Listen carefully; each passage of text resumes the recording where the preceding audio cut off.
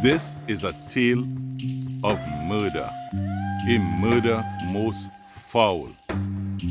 This murder took place in Diego Martin in the year 1870 and involves a rich man and a priest. In 1870, most of the Diego Martin Valley did not look like it looks today. Most of the Diego Martin Valley was divided into estates with names like La Puerta, St. Lucian, Diamond, Rich Plain, Union. These estates grew mainly sugarcane and cocoa, and the rest of the land was forest. Basically, the hillsides were still left in forest. The largest landowner at the time was Nicholas Brunton, who owned everything or almost everything from La Puerta all the way to the North Post. Brunton was of mixed parentage, what today we would call a red man. In 1858, Nicholas Brunton did something that was uncommon for the time. He married a white woman. Through hard work, he acquired estates in Diego Martin and then in Chaguanas. So by 1870, he was considered wealthy and respectable. Around this time, one of Brunton's friends was the priest Abbe Joen. This priest would have lunch at Brunton's house almost every Sunday. The Abbe Joen was a Frenchman who had come to Trinidad in 1864. And when he came, he was posted to Mayaro. While in Mayaro, he began to raise money to build a new church. And for safekeeping, he gave the money to a man called Jobeti, who was the warden of the area. After a while, it was discovered that money was missing. Money that had been given to Jobeti for safekeeping, some of the money had disappeared. As a result, Jobeti was removed from his post of warden in Mayaro and disgraced and removed from Mayaro. Joen was also moved from Mayaro and made the parish priest in Diego Martin. As a result of losing his position as the warden in Mayaro, Jobeti vowed revenge on the priest. In 1870, Jobeti came to Port of Spain and got to know Brunton, and then began filling Brunton's head with stories that Brunton's wife was having an affair with the priest. Now, although Brunton had what we would call an outside woman, the idea that his wife was having an affair, that he, Brunton, was getting horn, was something that he, Brunton, could not take. So he devised a plan. Brunton told his wife that he was going to his estate in Chaguanas, and he left home, got on the steamer, and sailed to Chaguanas. But when he arrived in Chaguanas, he turned around and got back on the steamer and came back to Diego Martin. And then, along with two accomplices, Brunton and the two hid in a track leading from Brunton's home. Around 2 a.m. in the morning, the priest came riding along that track from the direction of Brunton's home, and the three men jumped out of the track. And the priest exclaimed, "What, my friend? You have come to kill me?" The next morning, the priest's body was found at the side of the track with 19 stab wounds, and the priest was dead. For days, no one knew who killed the priest.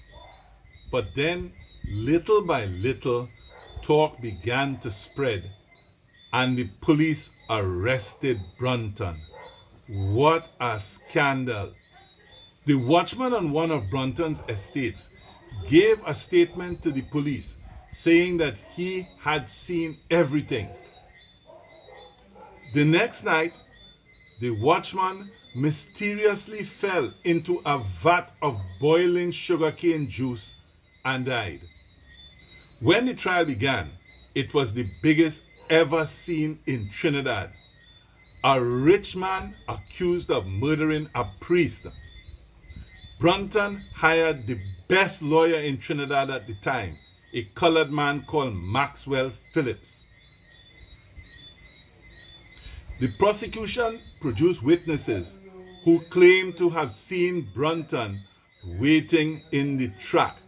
One man said he had diarrhea and had gotten up to relieve himself and had seen Brunton and his accomplices there alongside the track. It looked like Brunton was going to hang. And then Brunton's lawyer began to poke holes in the evidence given by the prosecution witnesses. He then began to find inconsistencies in their story. However, even with the inconsistencies, the evidence clearly pointed to Brunton being the murderer. When the jury returned from their deliberations, they declared Brunton not guilty. Lord, what an uproar! With all the evidence that had been pointing at Brunton being the one that killed the priest, the jury returned a verdict of not guilty. Now, throughout the entire trial, there had been an obeah man named Diab Papa sitting outside the court, working his magic to get Brunton set free. And people began to say that the obeah was strong. So Brunton was now a free man, but he became a social outcast. No one wanted to have anything to do with him. St. Joseph Convent in Port of Spain refused to accept his daughter as a student. One day, Brunton was on the steamer and sat in another man's chair. When the man came, Brunton got out the chair. The man recognized that it was Brunton, picked up the chair and threw it into the sea, saying that he did not want to have anything that Brunton had touched. Eventually, Brunton took his entire family and they left Trinidad and went to France. There in France, Brunton put his wife in a convent to remain there for the rest of her natural life. And then Brunton moved and settled in a cottage in England. He was depending upon money from his estates in Trinidad to maintain him. But while Brunton was in England, things were going downhill with his estates. And so Brunton returned to Trinidad to manage these estates. But he continued to be a social outcast. No one wanted to have anything to do with him. And little by little, his fortune declined and declined until eventually Brunton had to begin selling off some of the land. So he sold Diamond Estate to Haji Gokul and then sold other pieces of land to other persons. Eventually, in 1891, Brunton died. So is that the end of the story? No, there's more, and there's a twist.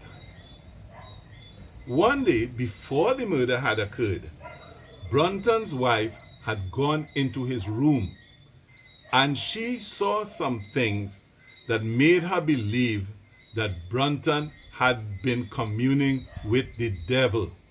She was in shock. and she confided in the priest.